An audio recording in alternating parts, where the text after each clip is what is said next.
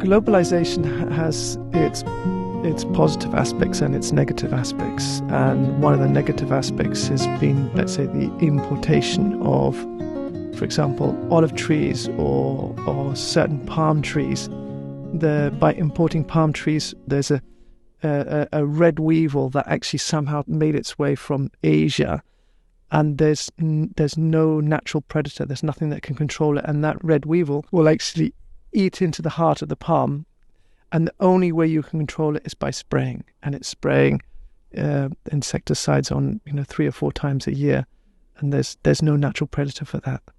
And for example, in relation to the olive trees, by importing olive trees, since there wasn't a proper quarantine control initially, and somehow in some of the olive trees, some snakes managed to kind of make their way into the trunk of the olive trees and then made their way to Ibiza. And now we have a problem, sadly, in relation to that, where we have, it's quite a big problem actually in relation to the snakes. They're everywhere now, and it's very difficult to control that. They're a big threat to, let's say, local wildlife, especially lizards. Geckos not so much, but lizards have definitely had a hard time, and I've really noticed that.